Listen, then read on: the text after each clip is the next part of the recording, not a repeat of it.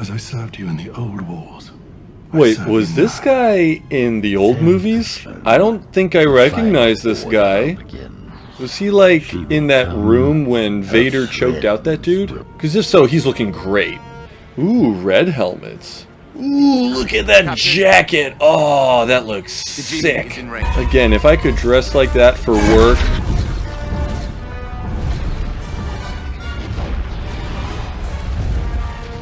Oh shit, it's Titan AE all over again. It's a really good explosion. Wow. The Emperor sent a ship from Exegol. Does that mean every ship in the fleet has planet-killing weapons? Of course they do. All of them. No, I really like the actor who played this guy. I liked him in Lord of the Rings and I liked him in Lost, but I don't know who this guy is. He has no character. He's just doing what so many other extras are doing, where they just stand around and they exposit. I feel like 3 or 4 of these extra Resistance members could just have all of their lines be given to Rose. This droid has a ton of information about Exegol. Wait, what? Coneface? I am Dio.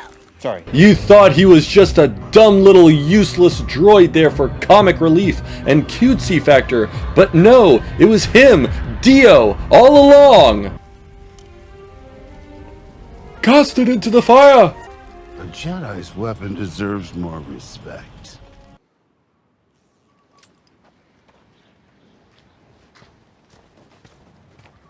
I'm never leaving this place. I'm doing what you did. Yeah, and look how it turned out for me. Because you're a Palpatine.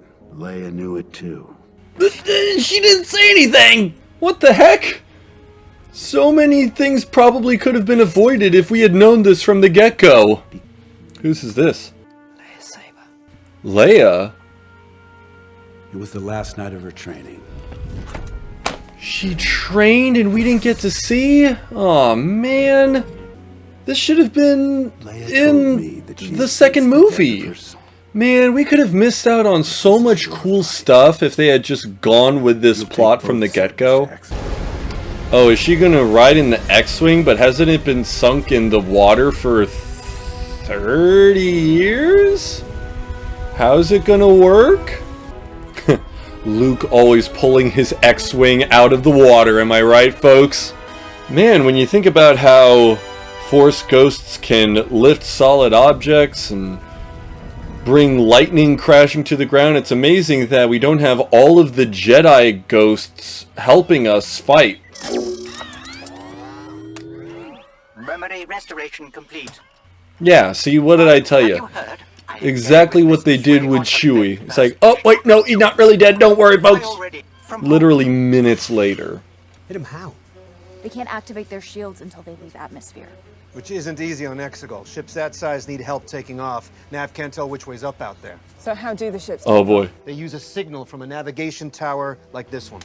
Of course, we have to go in and we have to blow up a building or object every fucking time with these movies. We need to put some holdo maneuvers.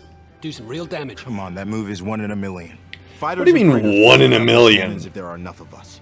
They're all right next to each other. All you needed was one little ship, or not a ship, but like a carrier ship or whatever it was, and it destroyed like a big giant thing.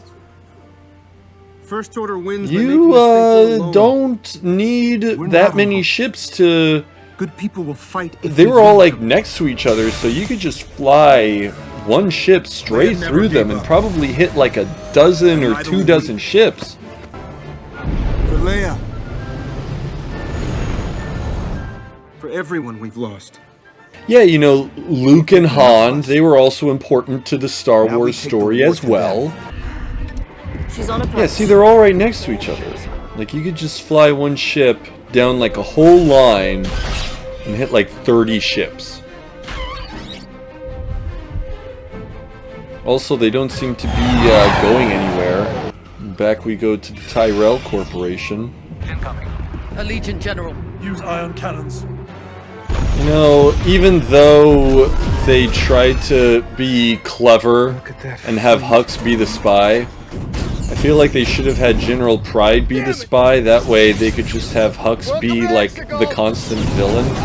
But then again, they did a lot of work trying to reduce his character to being very weak and goofy, so wouldn't really do any good anyway. I just still can't get over how he had a whole bunch of Snokes in a tank. And to be honest, I'm not really sure what exactly Palpatine's plan is. You ready back there? Never been readier. I thought they were going to kiss for a second there. The navigation tower is being deactivated. Well, shoot it anyway. I mean, you're already there. Why not destroy it? Because fuck them. They've landed a troop carrier. Jam the speeders. I can't, sir. Why not? They're not using speeders. I gotta say, the First Order has become really, really multicultural since The Last Jedi. I wonder what happened. Whoa, red stormtroopers now? Ah, great, my light's gone out again. Sorry, folks, but it appears that we have to go sepia for a while.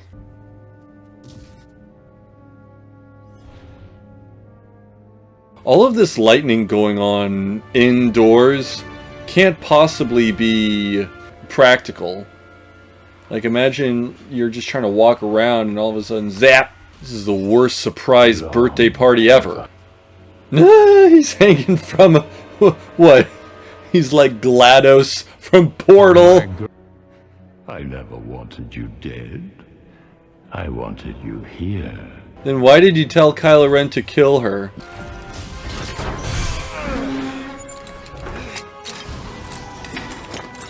This should do it. Oh yeah, you know, just itty bitty little bombs.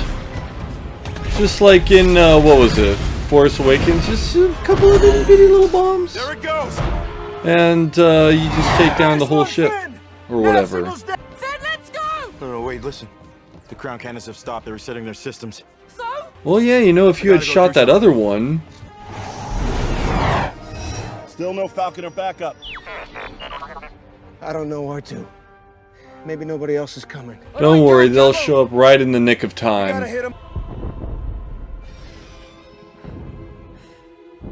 So we're doing this bit again from Return of the Jedi that they had already redone in The Last Jedi right before this. They are repeating this beat a second time! She's probably thinking, you know what, I really should have accepted his hand earlier. Oh, so I guess she senses him. But Palpatine can't? Oh boy, it's the Knights that we've only known for a little while. Really would have liked to have seen these guys from the very beginning. Like literally in the first movie with Kylo Ren. They should have been there with him the whole time. Because these guys are really cool. I would have liked to have seen them a lot more. You know, that could have ended very badly if she wasn't too careful. What was that little shrug he gave? What a weird little shrug. As if to say, okay, now I'm ready. A diad in the Force. A power like life itself. Oh boy. More telling. More expositing things that could have been good to know 2 movies ago. Snap! They're on your tail! Yeah, I see him! No, snap! Snap! Oh, snap. There's just too many of them. But there are more of us, Poe. Oh, are we gonna do the on your left bit? Literally doing Endgame. Nice flying, Lando. Who was that guy? Was he from the original movies? Because I feel like they wouldn't do a close-up on an older guy like that unless if he had any real relevance. But then again, these movies seem to have a real bad habit of just saying, hey, see this random person? You're going to feel that they are important, but then they're just never going to be utilized again. And then you'll go, well, I guess they weren't important. And then, surprise, they have like a 4-page essay on the Wikipedia. Ah, I get it. Light and dark having to work together in balance. All's the last Skywalker.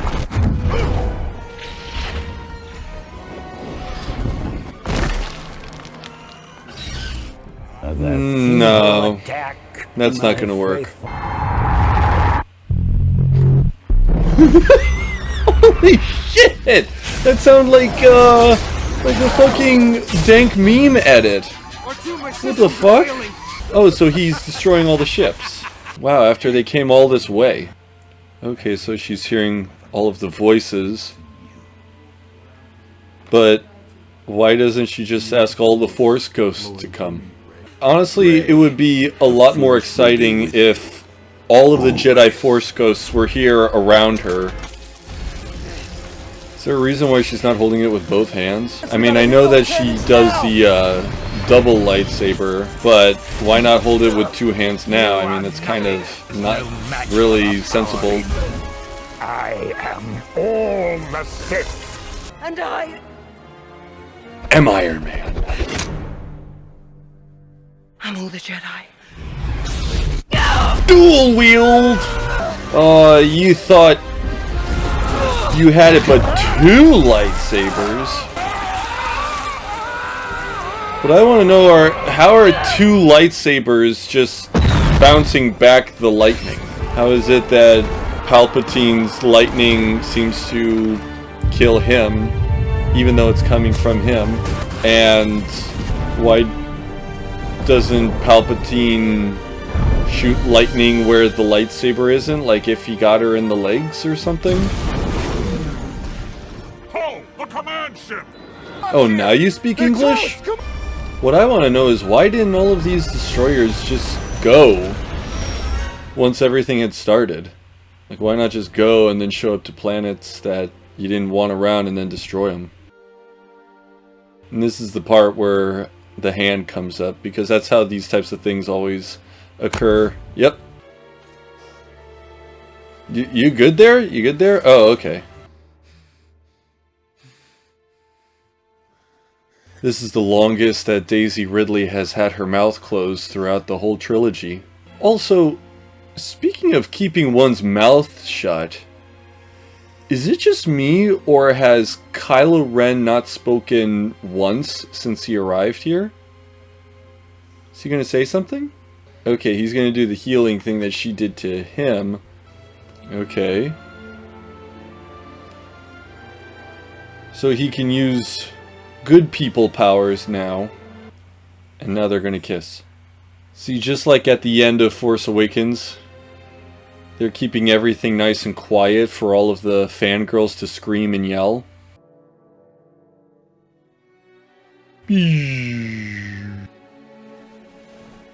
Oh wait, she waited until now to poof?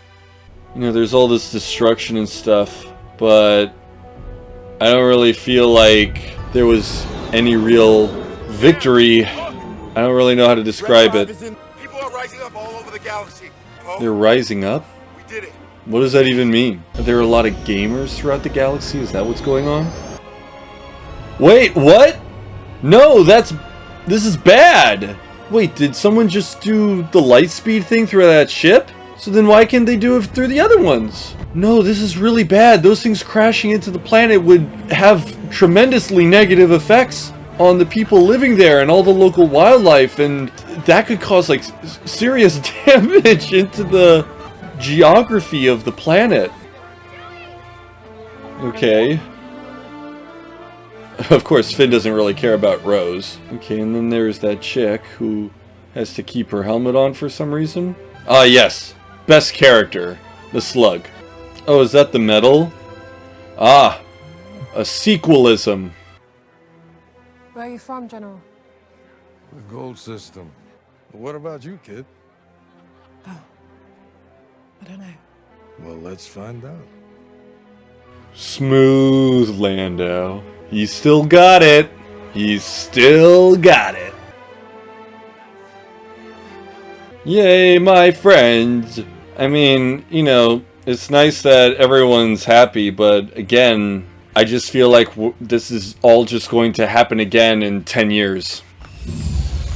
There's just going to be another big villain that's going to somehow be powerful enough to take over everything. And we're all just going to have to be resistance fighters all over again.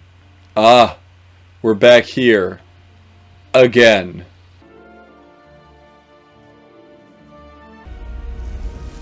Why is she burying the lightsabers? Why not keep both of them and dual wield? That would be really cool. Just have her dual wield like Ashoka does. And whose is this? Is this hers? Oh, it's yellow. Wow. Bury lightsabers, get excited for new lightsaber color. Who are you? I'm Rey. Rey who? You're nothing. Who are you? No charisma. No arc. No character motivation. I read Bruce Campbell's Hero of a Thousand Faces. Who are you? Bruce Campbell. Rey Skywalker. Ah! Oh, man. Oh, and BB-8 looks like the Suns. Wow. Very clever. Wow.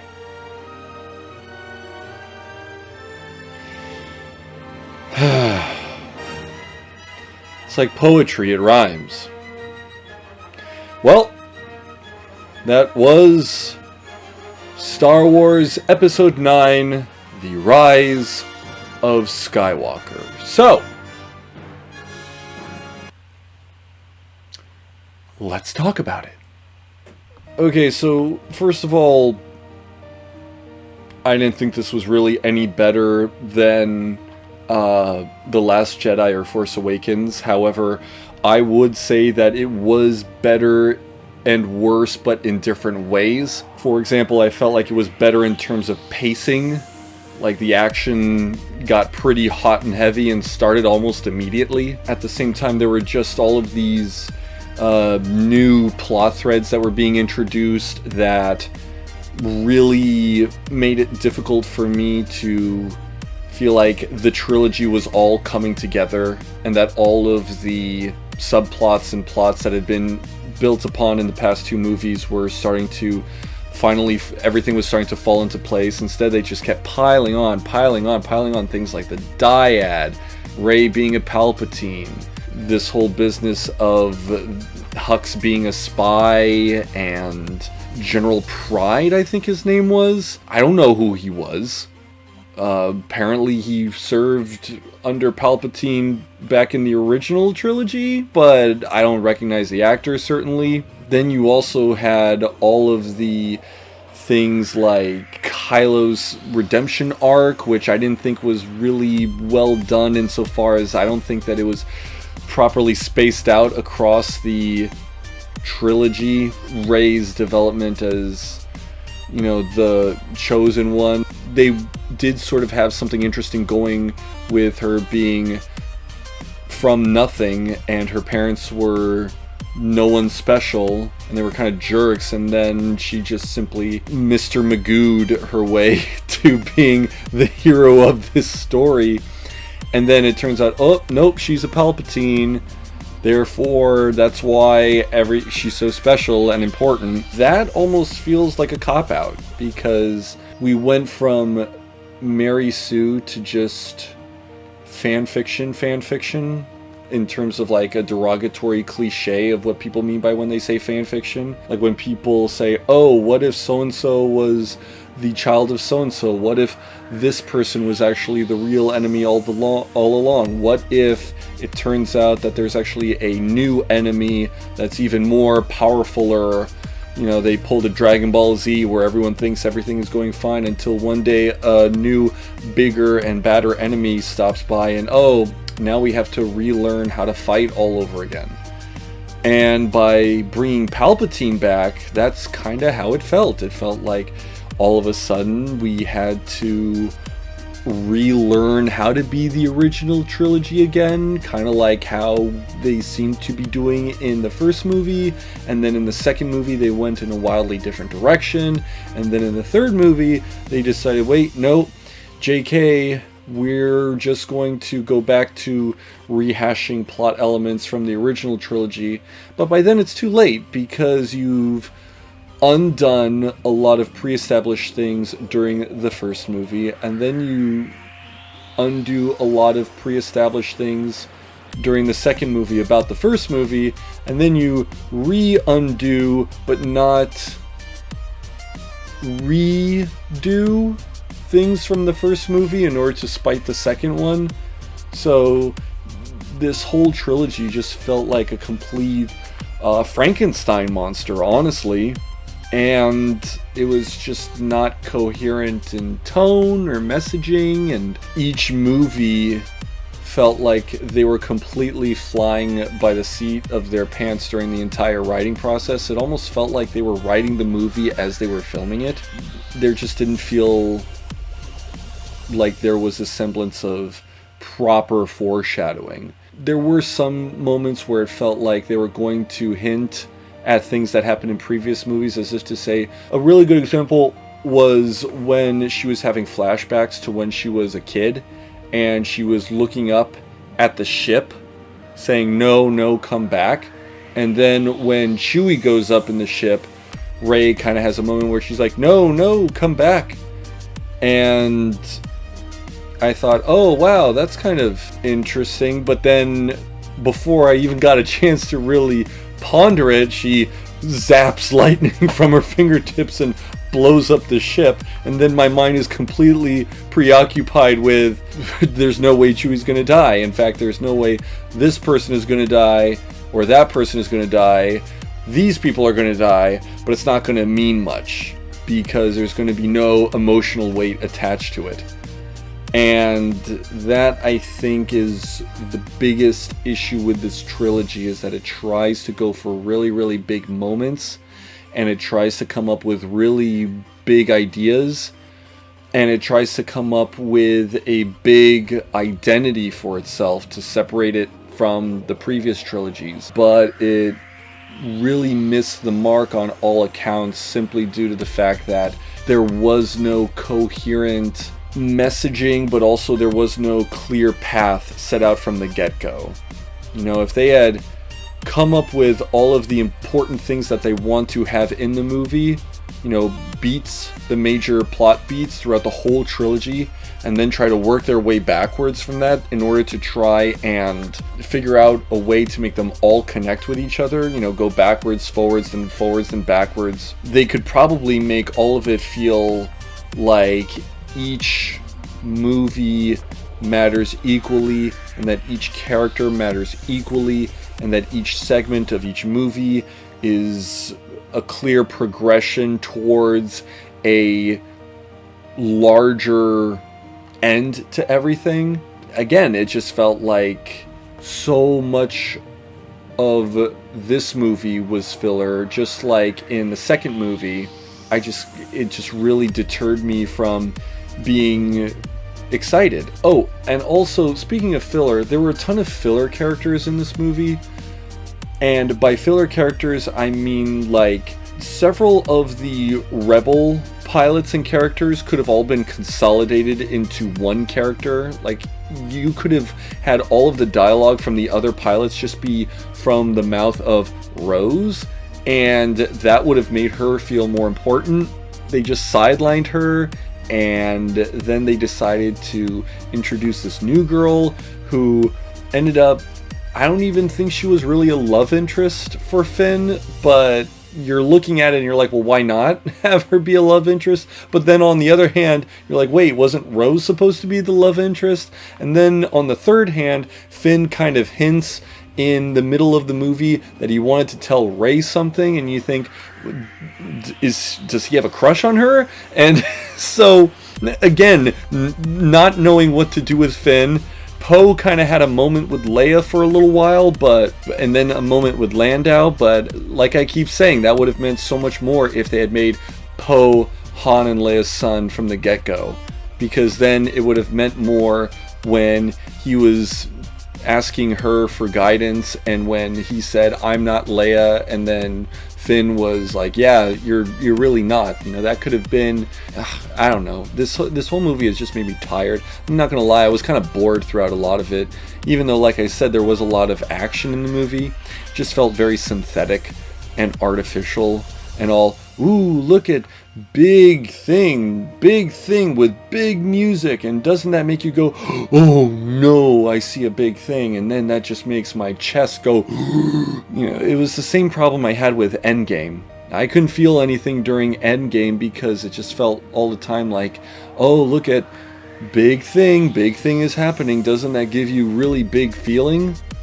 But at least Endgame had a lot of important moments in it wherein every character felt like they had something to say and had something unique to do, and there was a lot of payoff throughout the movie. That's it. That's what I'm looking for. That's the word I'm looking for.